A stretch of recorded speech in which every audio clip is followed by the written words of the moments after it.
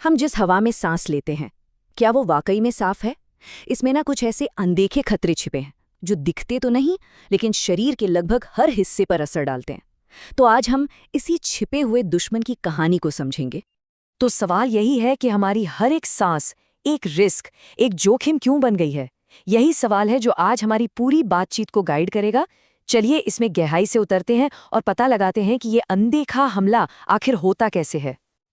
तो मिलिए हमारी इस कहानी के विलन से, PM2.5।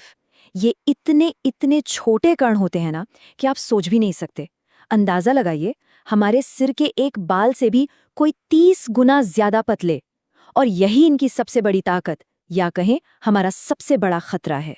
अपने छोटे से साइज की वजह से ये हमारे फेफड़ों के डिफेंस सिस्टम को बड़ी आसानी से पार करके सीधे हमारे खून में मिल जाते हैं। तो चलिए इस सफर को शुरू करते हैं। सबसे पहले समझते हैं कि ये हवा में जो अनदेखा खतरा है, ये असल में है क्या चीज। देखिए, जब हम एयर पोल्यूशन की बात करते हैं तो मोटे तौर पर 3 खिलाड़ी मैदान में होते हैं।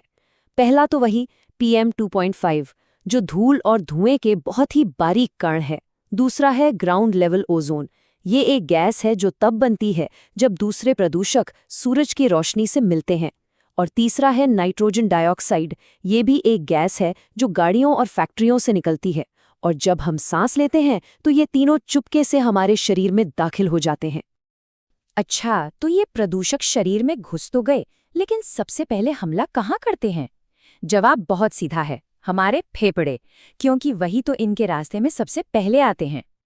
हमारे फेफड़े ना प्रदूषण के खिलाफ पहली दीवार हैं, और जाहिर है सबसे ज्यादा मार भी उन्हीं पर पड़ती है। कुछ ही देर में शायद आंखों में जलन, गले में खराश या खांसी होने लगे। ये तो हुए शॉर्ट टर्म इफेक्ट्स, लेकिन असली चिंता की बात है इसका लंबा असर। सालों साल बंदी हवा में सांस लेने से COPD जैसी खतरनाक बीमारियां हो सकती हैं। बच्चों के फेफड़ों का विकास हमेशा के लिए रुक सकता है, और फेफड़ों के कैंसर का खतरा वो तो कई गुना बढ़ जाता है। पर यह कहानी सिर्फ फेफड़ों पर खत्म नहीं होती। खतरा इससे कहीं ज्यादा गहरा है, क्योंकि ये दुश्मन इतना शातिर है कि ये हमारे डिफेंस सिस्टम को भी तोड़ देता है। चलिए देखते हैं कि कैसे ये प्रदूषण खून में मिलकर सीधे हमारे दिल तक पहुंच जाता है। अब यह होता कैसे है, इस प्रोसेस को समझना बहुत जरूरी है। देखिए, सबसे पहले प्रदूषक सांस के जरिए फेफड़ों में गए। फिर PM2.5 जैसे छोटे कण वो फेफड़ों की पतली दीवारों को पार करके सीधे हमारे खून में घुस जाते हैं। एक बार खून में आ गए तो समझिए पूरे शरीर में फैल गए। और फिर ये हमारी खून की नसों में सूजन और ऑक्सीडेटिव स्ट्रेस पैदा करते हैं, मतलब एक तरह का सेल डैमेज। और यही सूजन दिल की बीमारियों की असली जड़ है। और इस लगातार सूजन का नतीजा क्या होता है? Heart attack, stroke, high blood pressure, मतलब जानलेवा बीमारियों का खतरा सीधे सीधे बढ़ जाता है। तो जो प्रॉब्लम फेफड़ों से शुरू हुई थी, वो अब पूरे दिल और हमारे सर्कुलेटरी सिस्टम के लिए एक बहुत बड़ा खतरा बन जाती है। अभी तक हमने फेफड़ों और दिल की बात की, लेकिन हाल की जो रिसर्च है ना, वो एक और भी डराने वाला खुलासा कर रही है। ये खतरा हमारे शरीर के कंट्रोल सेंटर यानी हमारे दिमाग तक भी पहुंच रहा है। ये सोचना ही कितना डरावना है कि हवा की क्वालिटी हमारी याददाश्त और सोचने की शक्ति पर असर डाल सकती है। माना यह जा रहा है कि ये छोटे छोटे कण खून के जरिए दिमाग तक पहुंचकर वहां भी सूजन पैदा करते हैं।